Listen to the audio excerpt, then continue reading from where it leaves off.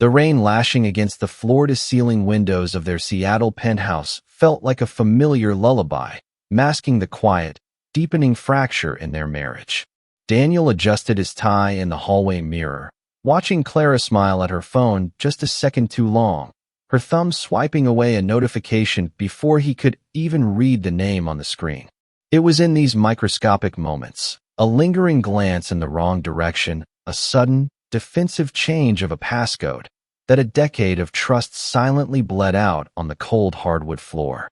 If the fragile, dangerous edges of broken vows and hidden lives draw you in, stay with me. There are far more secrets buried beneath this perfect facade, and you won't want to miss how it all unravels. The rain in Seattle rarely fell with any real violence. It was a persistent, quiet mist that clung to the glass of Daniel and Clara's Mercer Island home like a second skin. Inside, the house was a masterclass in modern architectural restraint. Lots of sharp angles, polished concrete, and imported Italian leather. It was a space designed to be photographed rather than lived in, which, lately, felt entirely appropriate. Daniel sat in the low-slung armchair by the fireplace, the glow of his laptop casting sharp shadows across his jawline. At 38, he was a man who traded in certainties. As a director at a top-tier wealth management firm, his entire life was predicated on predicting market variables, mitigating risk, and recognizing patterns before they became problems. Across the expansive living room, Clara was curled at the end of the sprawling sectional sofa. She held a crystal glass of Pinot Noir loosely in one hand, her phone illuminated in the other. She was wearing a cashmere sweater that slipped perfectly off one shoulder, looking every bit the polished, high-power PR executive she was. "Did you secure the Harrison account?" Daniel asked, his voice low, a flat line cutting through the quiet hum of the climate control. Clara didn't look up immediately. Her thumbs tapped rapidly against the screen. A small, breathless smile played at the corners of her mouth, a genuine, unguarded expression that Daniel realized, with a sudden, cold weight in his chest, he hadn't seen directed at him in over 2 years.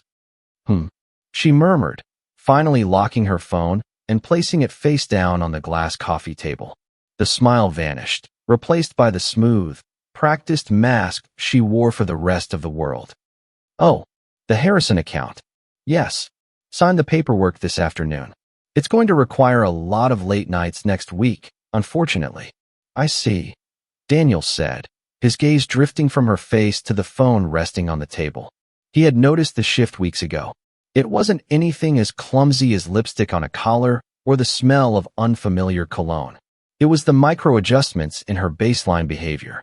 The phone that used to sit carelessly on the kitchen counter was now a permanent extension of her hand, always face down. The sudden, obsessive attention to her gym routine. The way she had begun to subtly withdraw her physical presence, flinching almost imperceptibly when he brushed past her in the narrow hallway. Daniel was a man of numbers. When the math didn't add up, he didn't panic. He audited. "I'm going to get some water," Daniel said, closing his laptop with a soft click. He stood, smoothing the front of his trousers, and walked toward the open-concept kitchen. As he passed the sectional, Clara stood up, stretching her arms above her head. "I'm going to jump in the shower," she announced, already turning toward the master suite. "Leave the dishwasher, the maid comes tomorrow." "All right," he replied, watching her retreating figure until the heavy oak door clicked shut behind her. The house plunged back into silence, save for the rhythmic tapping of the rain against the glass. Daniel walked into the kitchen, his footsteps making no sound on the imported rugs. He reached for a glass from the upper cabinet, turned on the tap, and let the cold water run over his fingers. From the living room, a soft, vibrating hum broke the quiet. Daniel stopped. He looked over the marble island toward the glass coffee table. Clara had left her phone. He took a sip of water, the ice-cold liquid doing nothing to soothe the sudden, harsh burning in his throat. He told himself to stay in the kitchen. He told himself that looking would cross a boundary from which neither of them could ever return. But the pattern was flawed, the variable was undefined, and Daniel could not abide a mystery in his own home. He set the glass down. His steps were slow, deliberate, as he crossed the expanse of the living room. The screen was lit up, casting a pale, unnatural glow over the dark wood. It was a lock screen notification. She had been careful to turn off message previews, but she hadn't anticipated the sheer volume of notifications forcing the screen to stay awake. It was an iMessage. The sender was saved simply as M. Legal. Daniel stared at the name. Mark. It had to be Mark Vance, the corporate attorney whose firm shared a building with Clara's PR agency. A man Daniel had played golf with 3 weeks ago. A man who had looked Daniel in the eye, shook his hand, and drank his scotch. As Daniel watched, paralyzed by a terrifying, icy clarity, a second message pushed through.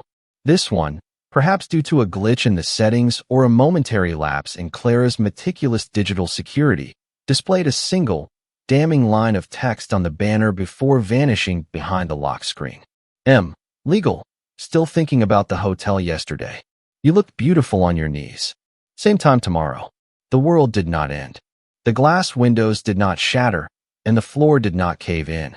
The room remained exactly as it was, perfectly curated, perfectly silent. Daniel stood over the phone, his breathing slow and shallow. A lesser man might have picked up the device and thrown it against the wall.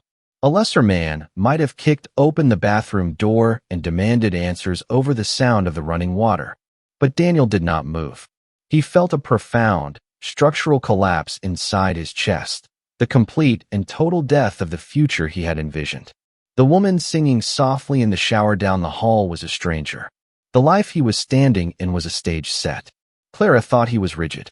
She thought he was emotionally dense, a man so absorbed in his portfolios that he wouldn't notice the ground shifting beneath his feet. She thought, undoubtedly, that if she ever were caught, she could manage him. She believed she held the power, that if the truth came out, he would simply fold, embarrassed and eager to sweep it under the rug to protect his precious reputation. She thought he would be finished. Daniel slowly backed away from the table. He walked back to the kitchen, picked up his glass of water, and took a long, calm drink. He looked out at the glittering skyline of Seattle through the rain-streaked glass. The pain was there, a dark, suffocating thing waiting to consume him. But right now, it was eclipsed by something far colder. She was wrong, Daniel thought, his reflection pale and unrecognizable in the window. She was so profoundly wrong. He did not intend to confront her. Not tonight. Not tomorrow. Instead, he would do what he did best. He would assess the assets. He would calculate the liabilities. And then, brick by brick, he would tear her world down to the foundation. The 42nd floor of the financial district was profoundly quiet at 2 in the morning.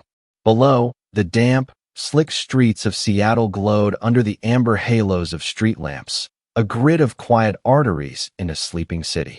Inside his corner office, Daniel sat bathed in the harsh, blue light of 3 oversized monitors.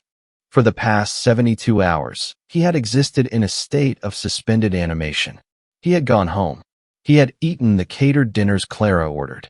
He had listened to her complain about the demanding new PR clients, nodding at the appropriate intervals, offering a supportive touch to her shoulder that made his skin crawl. He had played the role of the oblivious, dedicated husband with a terrifying perfection.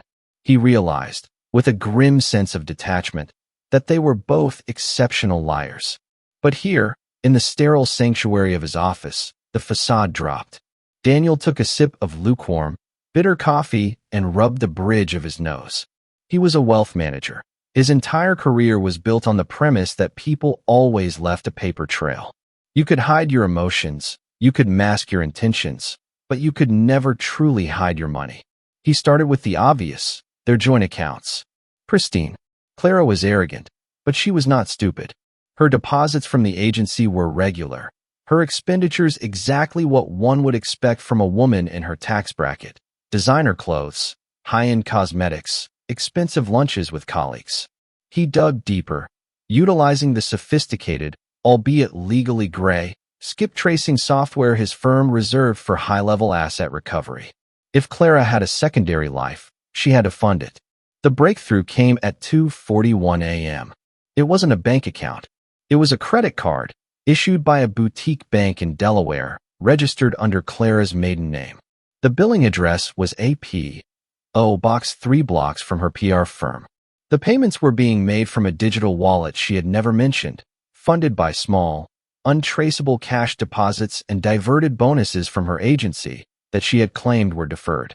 Daniel's hand hovered over the mouse. The cursor blinked steadily against the white background of the digital ledger. He clicked the PDF to download the past 6 months of statements.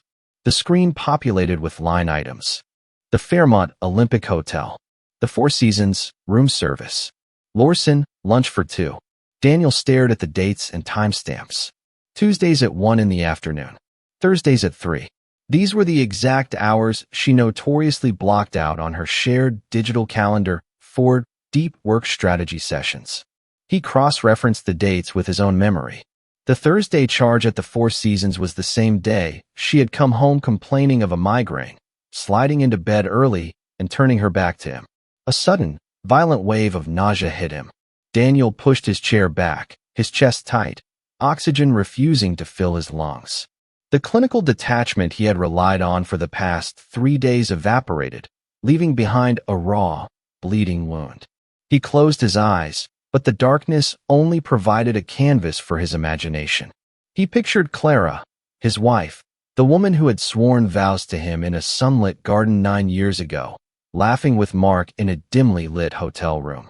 He pictured her shedding her clothes, leaving her wedding ring on a bedside table paid for by a secret account. He gripped the edge of his mahogany desk until his knuckles turned white, grounding himself in the physical pain of the wood biting into his palms. Do not break, he told himself. If you break, she wins. He forced his eyes open. He looked back at the monitors. He stopped seeing his wife. He stopped seeing the betrayal. Instead, he forced his brain to view the spreadsheet as an auditor would. These were not memories. They were liabilities. Clara was no longer his partner. She was a hostile entity, a compromised asset that needed to be liquidated. Daniel pressed the command to print. In the corner of the office, the heavy commercial printer hummed to life, methodically spitting out page after page of undeniable proof. The rhythmic SHHH clack of the machine was the only sound in the room.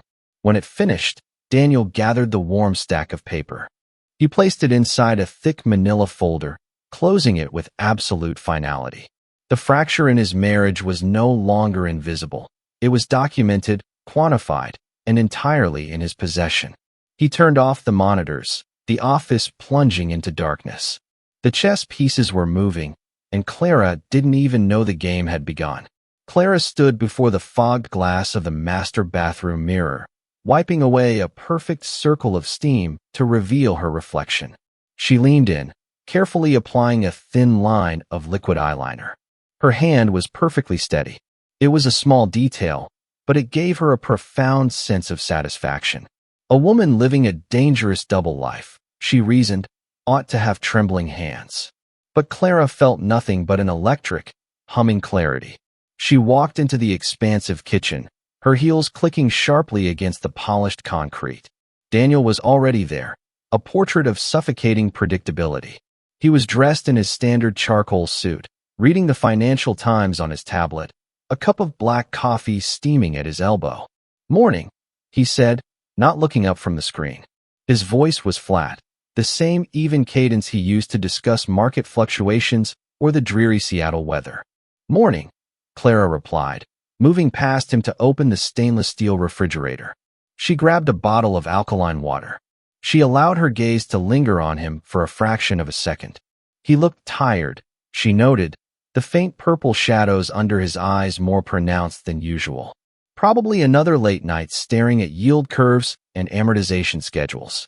It was this exact dullness, this rigid adherence to routine, that had slowly starved her over the past 3 years. Daniel was a safe harbor, but Clara had realized she no longer wanted to be anchored. She craved the storm. Her phone buzzed in the pocket of her silk trench coat. A single, short vibration. She didn't reach for it. She didn't need to. She knew it was Mark. He was likely sitting in his corner office, sipping an espresso, waiting for her confirmation for their Thursday afternoon block at the boutique hotel. Mark was everything Daniel was not: spontaneous, aggressively charismatic, a man who looked at her not as an asset to be managed, but as a prize to be devoured. "Are you still on for dinner with the Emersons tonight?" Daniel asked, finally lowering his tablet. Clara took a slow sip of water, her mind racing through the schedule she had meticulously crafted. "Actually, the Harrison account is blowing up. I have to stay late at the agency to finalize the press release. We're doing a hard launch tomorrow. Can you make my excuses to Sarah?" It was a flawless lie, delivered with the practiced, apologetic sigh of a busy executive. Daniel looked at her. For a moment, the silence in the kitchen stretched, pulled taut like a wire. Clara felt a microscopic prick of adrenaline, a fleeting thrill of danger. Would he question it? Would he ask why her assistant couldn't handle the late-night release? "Of course," Daniel said mildly, returning his gaze to his tablet. "Don't work too late. You need your rest." Clara turned away to hide the small, triumphant smile curving her lips. It was almost too easy. He was so deeply entrenched in his own world, so blindly trusting of the parameters of their marriage, that he couldn't see the massive structural cracks forming right in front of him. She felt a brief, passing shadow of pity for him, but it was quickly swallowed by the intoxicating rush of her own cleverness. She had it all figured out. In 6 months, once her PR agency secured the final round of independent funding, she would file the paperwork. She would frame it as a mutual growing apart, a tragic but inevitable consequence of two ambitious people losing their connection. She would be generous in the settlement, letting him keep this sterile Mercer Island house. She always hated the cold architecture anyway, and she would transition smoothly into a new, vibrant life. Mark would be there, waiting. "I'll see you tonight," Clara said, adjusting her designer bag on her shoulder. "Don't wait up." "I won't," Daniel replied. Clara walked out the front door, the heavy oak clicking shut behind her, stepping out into the damp morning air. She slid into the driver's seat of her Audi, pulling her phone from her pocket to finally read Mark's message. She was entirely consumed by the illusion of her own control, completely unaware that the man she had just left in the kitchen had already mapped the entire blast radius of her impending ruin. The cavernous atrium of the Seattle Art Museum was awash in the low, murmuring hum of the city's elite. Suspended glass sculptures caught the ambient light, casting fractured reflections across the polished marble floors. It was the annual Children's Hospital Charity Gala, an event where fortunes were quietly leveraged over flutes of vintage champagne and the delicate scrape of silver against porcelain. Daniel stood near a towering abstract installation, a crystal tumbler of Macallan resting heavy in his grip. He wore a perfectly tailored midnight blue tuxedo, an armor of silk and wool that concealed the hollow, vibrating tension in his chest. A few feet away, Clara was holding court. She was breathtaking in an emerald silk gown that clung to her frame, her laughter bright and melodic as she charmed a group of potential investors for her agency. To the rest of the room, they were the apex of Seattle's young, affluent power couples. To Daniel, the entire scene was a grotesque, slow-motion theatrical performance. Then, the atmosphere shifted. It was barely perceptible, a slight parting of the crowd near the grand staircase, but Daniel felt the change in air pressure before he saw the cause. Mark Vance had arrived. The corporate attorney moved with an easy, arrogant grace, his black tuxedo sitting effortlessly across his broad shoulders. He carried a magnetism that drew eyes, a careless confidence of a man accustomed to winning arguments and taking what he desired. Daniel watched with a cold, analytical eye as Mark navigated the room, shaking hands, flashing a brilliant, white smile that reached the corners of his eyes. Daniel shifted his gaze to his wife. Clara was still engaged in conversation with the investors, but her posture had fundamentally changed. The line of her back was suddenly rigid. Her fingers, resting lightly on the stem of her champagne flute, tapped out a restless, erratic rhythm against the glass. She knew Mark was in the room without having to look. It was the visceral, magnetic pull of a shared secret. Inevitably, the currents of the party pushed them together. "Daniel, Clara, a pleasure, as always." Mark's voice was smooth, a rich baritone that cut through the surrounding chatter. Daniel turned, assembling a polite, dead smile on his face. "Mark, good to see you. Excellent turnout tonight." "Indeed," Mark replied, extending his right hand. Daniel looked at the offered hand for a fraction of a second. The hand that had unbuttoned his wife's silk blouses. The hand that had signed the credit card receipts for the boutique hotel rooms. Daniel reached out and gripped it firmly. The skin was warm. Daniel squeezed just hard enough to establish presence, his face an impenetrable mask of cordiality. "You look stunning tonight, Clara," Mark said, turning his attention to her. The compliment was standard gala etiquette, but the frequency of his voice dipped, dropping into a register meant only for her. "Thank you, Mark," Clara replied. Her voice was steady, but Daniel saw the subtle flush rising on her chest, a pale pink bloom spreading across her collarbone. He watched the way she avoided meeting Mark's eyes directly, instead focusing on the lapel of his jacket, an intimacy disguised as modesty. "How are things at the firm?" Daniel asked, swirling the amber liquid in his glass. He kept his tone light, entirely conversational. "Busy," Mark laughed, a rich, genuine sound. "Closing the Miller acquisition has kept me chained to my desk. I haven't seen the sun in days." "Or maybe you've been spending your afternoons at the Four Seasons," Daniel thought, taking a slow sip of his scotch to wash down the metallic taste of bile pooling in the back of his throat. "We all have our burdens," Daniel murmured, his eyes locking onto Mark's. For a microsecond, the polite veneer stripped away from Daniel's gaze, revealing a glimpse of the absolute, freezing void beneath. Mark's smile faltered, just slightly. A flicker of confusion passed over the lawyer's features, a momentary disruption in his supreme confidence. But before it could register fully, Daniel blinked, the genial, oblivious husband returning to the surface. "If you'll excuse me," Daniel said smoothly, touching Clara lightly on the small of her back, feeling her muscles instantly tense beneath the silk. "I see Richard from the board. I need to bend his ear about the upcoming quarter." He walked away without waiting for a response. As he navigated through the sea of silk and diamonds, the crushing weight in his chest began to solidify. The agonizing burn of betrayal was calcifying into a hardened, sharpened weapon. Standing in the same circle as his wife and her lover had been the ultimate stress test. He had survived it. His mask had held. The illusion was perfectly intact, and the trap was quietly waiting to spring. The architecture of ruin, Daniel discovered, was largely administrative. It did not require shouting matches, shattered glass, or dramatic confessions. It merely required a steady hand and an intimate, ruthless understanding of asset management. Sitting in his corner office as the gray Seattle morning bled into a pale afternoon, Daniel began the quiet, meticulous process of dismantling his marriage. He started with the heavy liquidity.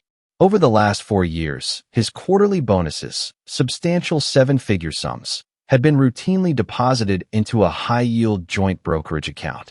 Clara rarely checked it, viewing it as a boring, static pool of long-term security. With a series of encrypted keystrokes, Daniel initiated a massive capital reallocation.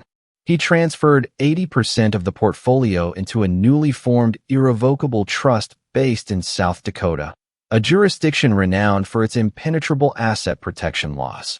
The legal structure was flawless, typically designed to shield wealth from corporate litigation, but it functioned equally well for impending, high-stakes divorces. If Clara ever asked about the missing zeros, which he heavily doubted she would, the money was simply locked in a restrictive venture capital fund to avoid brutal capital gains taxes. He was effectively starving their shared financial ecosystem. He left just enough overhead to maintain the flawless illusion of their opulent lifestyle, while simultaneously siphoning the lifeblood out of the future she thought she owned. Miles away, in the affluent, manicured suburb of Bellevue, Clara was entirely oblivious to the digital hemorrhage occurring in her portfolio. She was seated on the heated patio of a chic French bistro, a half-eaten Niçoise salad and a glass of Sancerre on the table. Across from her sat a junior publicist, babbling nervously about the upcoming press tour. Clara nodded along, her eyes shielded by dark designer sunglasses, her mind drifting to the rare, first edition book of poetry she had found online that morning. It was an extravagant, dangerous gift she planned to have couriered to Mark's private office. The thrill of their near miss at the museum gala had not deterred her. It had only heightened her appetite for the edge. The waiter approached, leaving the black leather checkbook on the table. Clara barely looked at the receipt, smoothly sliding her heavy, joint platinum card into the fold. 3 minutes later, the waiter returned. He leaned in, his voice a discreet, apologetic murmur meant to spare her embarrassment. "Ma'am, I am so sorry, but the card declined."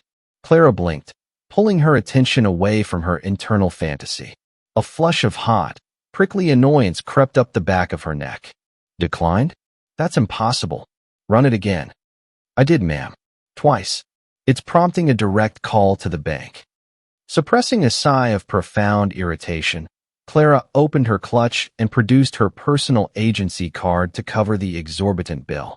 The junior publicist pretended to look intently at her phone, desperate to ignore the sudden friction in her boss's perfect veneer. As they stepped out onto the damp pavement, Clara dialed Daniel's number. He picked up on the second ring. "My platinum card was just declined at lunch," she said, skipping any polite greeting. "Did you forget to authorize the monthly balance payment?" "No." Daniel's voice came through the receiver, calm, smooth, and perfectly level. "The fraud department flagged a series of transactions this morning. Someone tried to charge a luxury watch in Dubai. I had them freeze the account entirely and issue new metal." Clara let out a breath, her irritation instantly dissolving into relief. It was a mundane, wealthy person problem. A minor administrative hiccup. God, how annoying. When will the replacements arrive? "Tuesday." Daniel lied effortlessly. "Just use your personal corporate account for the weekend. I can wire you cash if you're short." "Don't be ridiculous," Clara scoffed softly, entirely missing the subtle, probing edge of his offer. "I have plenty. I'll see you at home." She hung up, stepping into her car, her mind already shifting seamlessly back to Mark. Back in his office, Daniel placed his phone face down on the mahogany desk. There was no fraud alert.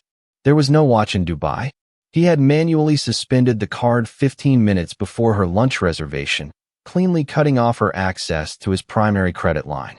It was a small, almost petty opening move, but it served its purpose perfectly. It forced her to start funding her own lavish lifestyle, slowly draining the private accounts she thought were her secret safety net. Daniel turned back to his monitors, his face an unreadable mask illuminated by the blue light of the screens. The chessboard was set, the pieces were moving in the dark, and his wife had just willingly stepped onto a disappearing square. The Rainier Club was a fortress of old Seattle money, a place where the air always smelled faintly of lemon oil, aged leather, and unspoken power.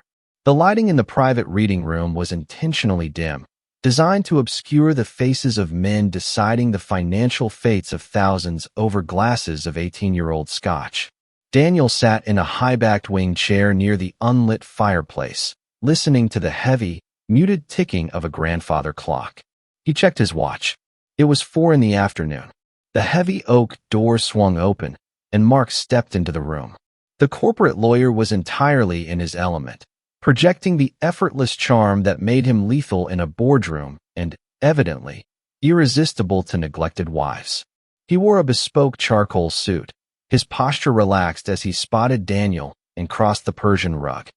"Daniel," Mark greeted, offering that same firm, practiced handshake. "I have to admit, I was surprised by the invitation, but it's always a pleasure to step away from the grind." "Have a seat, Mark," Daniel said, his voice a low, perfectly modulated hum. He gestured to the leather chair opposite him. A crystal decanter of Macallan and 2 heavy tumblers already sat on the low table between them. Mark sat, leaning forward to pour himself a measure of the amber liquid. "You mentioned on the phone that this was regarding the Miller acquisition? I wasn't aware your firm was involved in the restructuring." "We are advising the primary equity partners," Daniel replied smoothly, picking up his own glass but not drinking. "It's a delicate phase. The capital involved is staggering, and our clients are incredibly risk-averse." Mark nodded, slipping seamlessly into professional mode. Understandable. My team has bulletproofed the contracts. There are no loose ends on our side. The liability is completely contained. I am glad to hear that, Daniel said, his gaze drifting from the rim of his glass to Mark's face. He held the eye contact just a fraction of a second longer than was socially comfortable.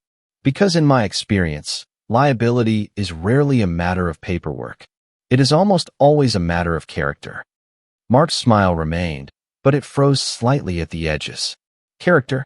Yes, Daniel continued, his tone conversational, yet carrying the quiet weight of a judge reading a sentence. Our clients are fiercely protective of their public image. They have a zero-tolerance policy for erratic behavior from the firms representing them. They despise hidden variables. A man who feels entitled to take things that do not belong to him. A man who operates in the shadows behind the backs of his peers. He is fundamentally a bad investment. Wouldn't you agree? The silence that followed was suffocating. The ticking of the grandfather clock seemed to grow deafeningly loud. Mark swallowed, a subtle, involuntary movement of his throat. He tried to maintain his confident veneer, but the practiced charm was violently evaporating. He looked at Daniel, really looked at him, and realized with a sickening plunge in his stomach that he was not sitting across from a clueless, workaholic husband. He was sitting across from a predator.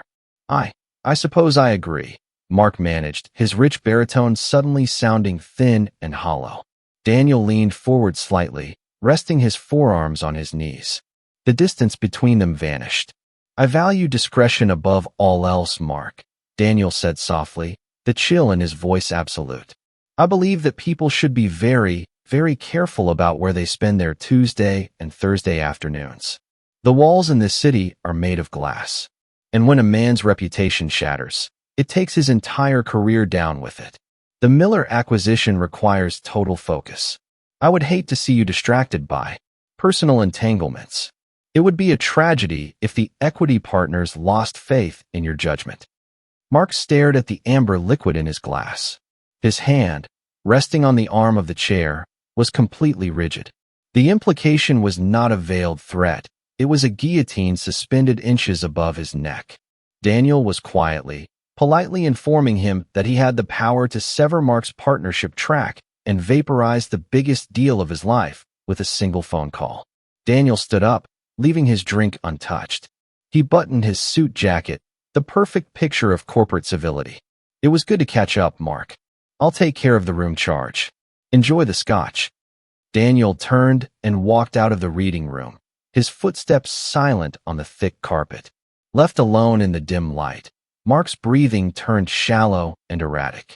The intoxicating thrill of his affair with Clara was instantly replaced by cold, paralyzing terror. He pulled his phone from his breast pocket, his fingers shaking slightly as he opened his messages. He had to end it. Today. The view from Clara's corner office at the PR agency offered a sweeping, unobstructed panorama of Puget Sound, though today the water was a bruised, turbulent gray. She stood by the window, a cup of herbal tea cooling on her glass desk, reviewing the launch strategy for the Harrison account. It was the crown jewel of her portfolio, the cornerstone contract that would guarantee her firm's independence and, ultimately, her own financial exit strategy from her marriage. A sharp knock on the glass door shattered her focus. Her senior account manager, David, stood in the doorway. He did not look like a man preparing for a major press launch. His face was pale, his posture rigid. He held a printed email in his hand like it was a live explosive. David? What is it? Clara asked, setting down her tablet. It's Harrison, David said, his voice dropping in pitch. He stepped into the office, letting the heavy door click shut behind him. They just pulled out. Clara stared at him, the words entirely failing to process in her sharp, analytical mind. Pulled out? That's impossible. We signed the final retainers last week. The launch is tomorrow. I just got off the phone with their head of communications, David replied, sliding the printed email across her immaculate desk. They're invoking the 72-hour kill clause. They cited an unforeseen strategic realignment mandated by their primary equity partners.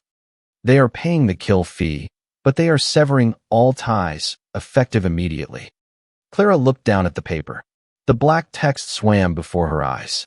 Primary equity partners. The phrase felt oddly specific, a sterile corporate mechanism deployed with lethal precision. Without the Harrison account, her projected quarterly revenue would collapse. The independent funding she was counting on to finance her new life, the life she was building with Mark, would evaporate overnight. Try to get their CEO on the phone, Clara ordered, her voice tightening, the first genuine thread of panic weaving into her authoritative tone. Call legal. Find out if we have grounds to contest the kill fee structure. Clara, they won't take our calls, David said softly, stepping back from the desk. It's over. The directive came from the very top down. Someone pulled the plug, and they made sure we couldn't plug it back in. When David finally left the office, the silence left behind was suffocating. Clara sank into her ergonomic leather chair. For the first time in years, she felt profoundly out of her depth.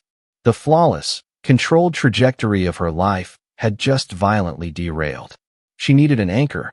She needed the intoxicating, reckless confidence that only Mark could provide. She picked up her phone, her fingers slightly unsteady, and dialed his private direct line. It rang 3 times. "This is Mark," the voice on the other end answered. "Mark, it's me," Clara breathed, turning her chair back toward the window, seeking comfort in his rich baritone. "You have no idea the morning I am having. The Harrison account just mysteriously pulled out, and, Clara," Mark interrupted. The single word was a physical blow. It was not the voice of her lover. It was not the man who had whispered promises into her skin at the Four Seasons. It was a voice stripped of all warmth, utterly flat and terrifyingly professional. It was the voice of a lawyer speaking to a severe liability. "Mark, what's wrong?"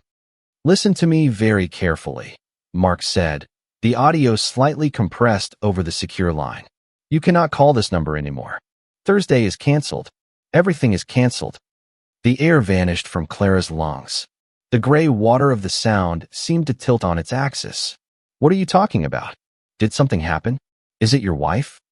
"It's over, Clara," Mark stated, a tremor of pure, undeniable fear bleeding through his corporate armor. "Do not text me. Do not email me.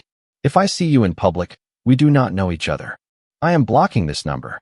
Mark, please just tell me what." A sharp click. Then, the monotonous, hollow drone of a dead line. Clara slowly lowered the phone. The buzzing of the dial tone echoed in the perfectly soundproofed office. She was entirely alone. The magnificent, thrilling storm she thought she was riding had suddenly dissipated, leaving her stranded in the wreckage of a life she had just realized she no longer controlled. She looked out at the rain streaking the glass, a cold, creeping dread settling deeply into her bones. She didn't know how, and she didn't know why, but the game had fundamentally changed, and she was losing. The drive back to Mercer Island was a blur of slick asphalt and hypnotic, rhythmic wiper blades. Clara felt hollowed out, a beautifully dressed shell running purely on the fumes of panic. The loss of the Harrison account was a catastrophic blow to her agency's valuation. Mark's brutal, instantaneous abandonment was a psychological amputation. The walls of her meticulously planned future were rapidly compressing, leaving her with only one desperate move left to play. She had to control the narrative of her marriage's end before she lost her footing entirely. She found Daniel exactly where she expected him to be. He was seated in the low-slung armchair by the unlit fireplace, staring out at the rain-streaked windows. The penthouse was entirely dark, save for the ambient, bruised purple glow of the Seattle skyline bleeding through the glass. Clara dropped her keys onto the marble console table. The sharp metallic clatter echoed through the cavernous room, but Daniel did not flinch. "Daniel," Clara began, keeping her voice even, practicing the smooth, regretful tone of a PR executive delivering inevitable bad news. She walked slowly into the center of the living room. "We need to talk." "I am listening," Daniel replied. His voice was calm, a flat expanse of dark water. He did not turn to look at her. "I don't think this is working anymore," Clara said, crossing her arms over her silk trench coat, suddenly feeling very cold. "We've drifted. We are essentially living parallel lives under the same roof. I think it's time we discuss a separation. I don't want it to be ugly. I'm willing to be generous regarding the property settlement, but I need my independence."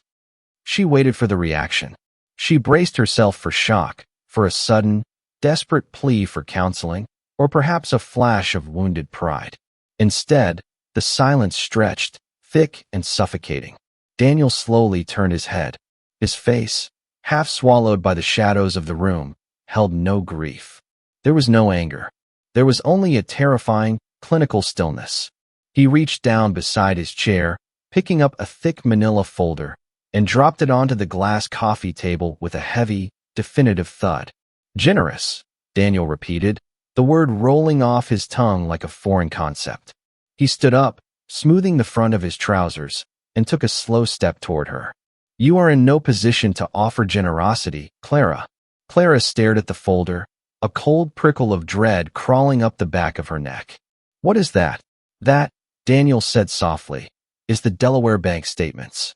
The boutique credit card registered to your maiden name. The itemized receipts for room service at the Four Seasons. It is the exact topography of your betrayal, documented down to the final cent." The floor beneath Clara's feet seemed to dissolve. The air vanished from her lungs. She opened her mouth, but the sophisticated, persuasive vocabulary she relied on daily entirely abandoned her. "You thought I was rigid," Daniel continued, his voice dropping to a hypnotic, chilling register. "You thought I was too absorbed in my portfolios to notice my own wife withdrawing her assets. But I am an auditor, Clara. I do not ignore a deficit." "Daniel, Her voice cracked, a pathetic, reedy sound in the vast room. "Do not insult my intelligence with an apology," Daniel cut in, his tone remaining perfectly level. "Let me explain your current reality to you. You are wondering why the Harrison account pulled out this morning. My firm advises their primary equity partners. I simply suggested that a PR agency managed by someone with profound ethical liabilities was a poor long-term investment. They agreed." Clara took a stumbling step backward, her knees threatening to buckle. The sheer, geometric scale of his retaliation was incomprehensible. You destroyed my agency." "I merely adjusted the market," Daniel corrected coldly. "Just as I adjusted your access to our joint capital when I froze your platinum card yesterday. The money you thought you were entitled to is currently locked in an irrevocable trust in South Dakota. You cannot touch it. Your lawyers cannot touch it." Tears of pure, unadulterated terror finally spilled over her lower lashes, ruining her perfect makeup. "And Mark?" she whispered, the name tasting like ash. Daniel offered a small, terrifyingly empty smile. "Mark is a corporate coward who values his partnership track more than a hotel room affair. It took a single, 5-minute conversation at the Rainier Club to make him realize you were a catastrophic liability. I imagine he blocked your number before he even finished his scotch." Clara sank onto the edge of the sectional sofa, her trembling hands covering her face. The brilliant, intoxicating life she had built in the shadows had not simply fallen apart. It had been surgically, mercilessly dismantled by the man she believed she had already defeated. Daniel stood over her, looking down at the wreckage of his wife. There was no victory in his chest, only the cold, vast emptiness of a perfectly executed liquidation. "You thought I was finished," Daniel said quietly into the dark room. "But we are only just beginning the negotiations." Clara packed a single vintage leather valise in the suffocating silence of the penthouse master suite. Daniel had not explicitly told her to leave. He had simply gone to sleep in the guest wing the night before, leaving her to marinate in the absolute ruin of her own making.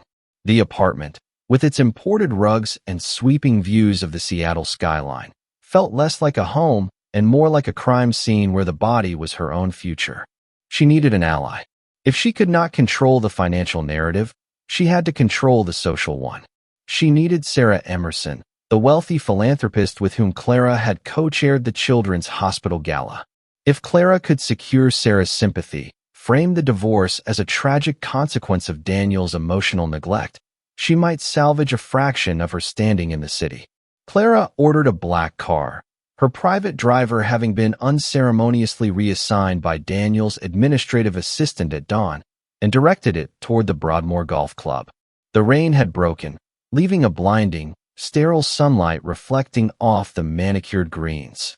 Clara walked through the heavy mahogany doors of the clubhouse, her spine rigid, projecting the flawless confidence of a woman who still belonged there. She found Sarah in the solarium dining room, seated at a corner table with a silver pot of Earl Grey tea. The ambient chatter of the room was a familiar, comforting hum. Clara approached the table, her designer heels sinking into the plush carpet. "Sarah," Clara said, her voice thin but desperately clinging to its usual polished cadence. Sarah looked up. The warm, conspiratorial smile she usually reserved for Clara was entirely absent. In its place was a polite, terrifyingly blank expression, the look one might give a stranger who had accidentally sat at the wrong table. "Clara, I am surprised to see you here this morning," Sarah said, making no move to pull out an empty chair.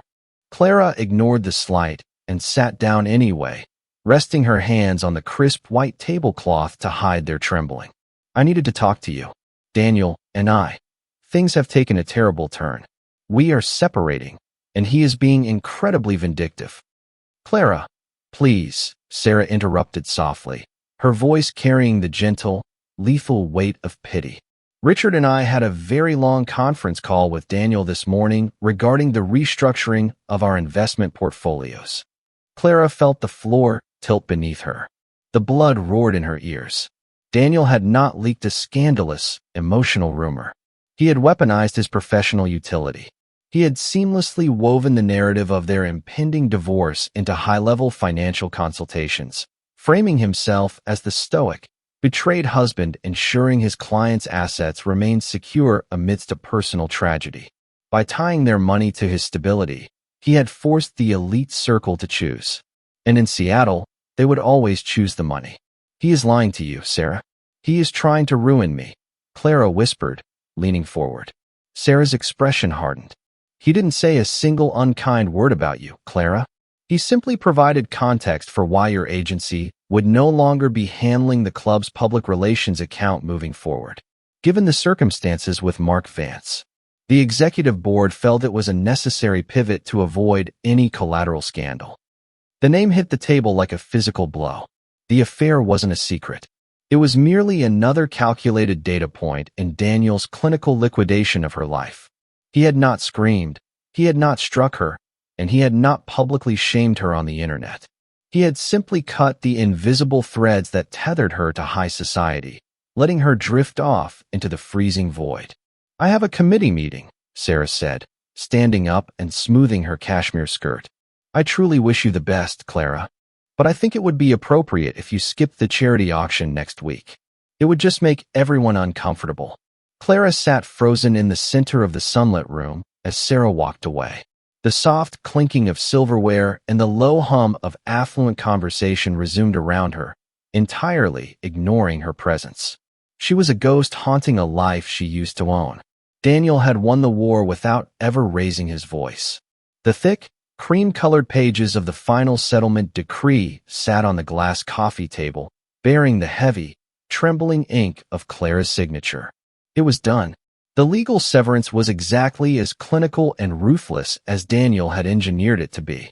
Clara had capitulated entirely, her spirit broken by the systematic destruction of her agency and her instantaneous exile from their social strata. She had accepted a modest, heavily taxed alimony package, a mere fraction of the wealth she had once casually spent on Tuesday afternoon hotel rooms, and surrendered all claims to the Mercer Island property. Daniel picked up his silver fountain pen. The metal felt heavy and cold against his fingers. He uncapped it and signed his own name on the designated line, the quiet scratch of the nib the only sound in the cavernous living room. He had won. The liability was liquidated. The asset was protected. The hostile entity was permanently removed from the board.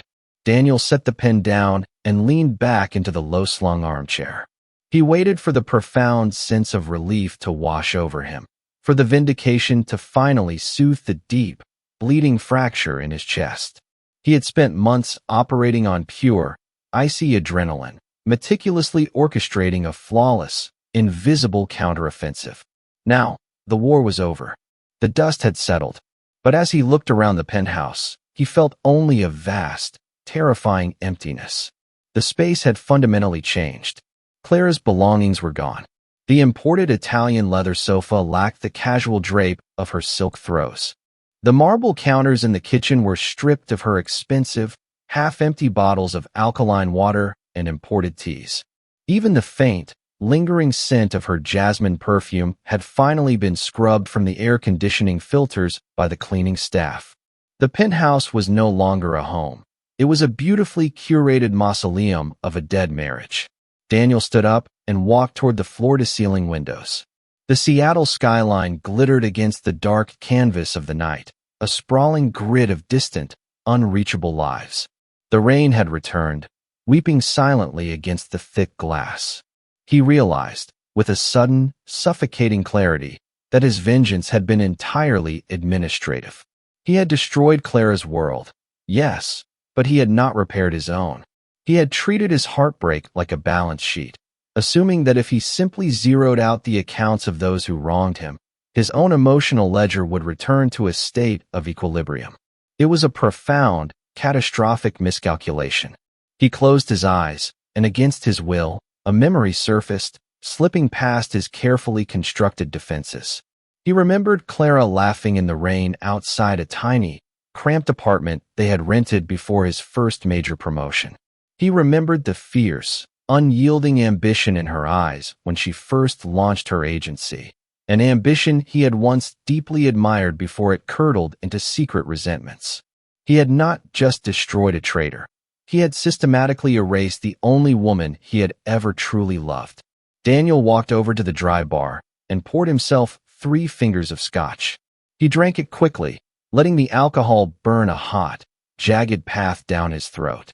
The silence of the penthouse pressed in on him, heavy and absolute. There would be no more lies, no more misplaced notifications, no more agonizing anxiety about where she was or who she was with. He was entirely secure. He was untouched, and he had never felt so profoundly, terribly alone. He stood in the pristine ashes of his own victory, a brilliant architect ruling over an empty, sterile kingdom. 6 months after the ink dried on the settlement, the brutal Seattle winter softened into a gray, weeping spring. The city moved with its usual relentless rhythm, indifferent to the private architectures of ruin hidden behind its towering glass facades. Daniel stood under the charcoal awning of an artisan coffee shop on Pine Street. He wore a tailored cashmere overcoat, holding a paper cup of black espresso. His portfolio had grown by 12% in the last quarter. He had recently been named a senior managing partner at his wealth management firm. By every quantifiable metric, his life was an ascending graph of total, uncompromising success. Yet, the persistent chill in his bones, a coldness that no amount of imported wool could banish, remained his constant companion. He took a slow sip of the bitter coffee, watching the sea of umbrellas navigate the wet pavement. Then, the crowd briefly parted. She was standing near the edge of the crosswalk, waiting for the light to change. Clara. The breath caught in Daniel's throat, a sharp, involuntary physical reaction that bypassed his logical brain entirely. He had not seen her since the day she packed her single vintage valise and left the penthouse. The woman standing 20 feet away from him was fundamentally altered. The intimidating armor of the elite PR executive was gone. She wore a simple, unbranded beige trench coat. Her hair, once styled into a meticulous, glossy shield, was pulled back into a loose, practical knot at the nape of her neck. She held a clear plastic umbrella, the rain streaking across her pale face. She looked profoundly tired. The vibrant, intoxicating arrogance that had fueled her secret life, the dangerous spark that had ultimately burned their marriage to the ground, was entirely extinguished. In its place was a quiet, heavy resignation. As if feeling the sudden weight of his stare, Clara turned her head. Their eyes met across the damp, crowded sidewalk. Time seemed to fracture, slowing down to a painful, microscopic crawl. The noise of the downtown traffic, the hiss of tires on wet asphalt, the low murmur of pedestrians. It all faded into a dull, distant static. For 5 seconds, They simply looked at each other. There was no hatred in her eyes. There was no defiance. There was only a hollow, devastating acknowledgement of a shared, irrevocable tragedy. Daniel felt the ghost of a memory brush against his ribs. The way she used to laugh at his dry jokes on Sunday mornings, the warmth of her hand resting on the back of his neck in the early years before the silence had crept in. He saw the woman he had loved, layered beneath the ghost of the woman who had betrayed him, and the ruin of the woman he had meticulously destroyed. He had dismantled her world to preserve his own dignity, only to realize that dignity was a terrible, lonely substitute for a heartbeat. He had won the war, executing a flawless strategy of financial and social retaliation, and the final prize was absolute isolation. The crosswalk signal chirped, a sharp, electronic command cutting through the damp air. Clara did not smile. She did not raise her hand in greeting. She simply offered a slow, almost imperceptible nod, a final concession to the permanent damage they had mutually inflicted.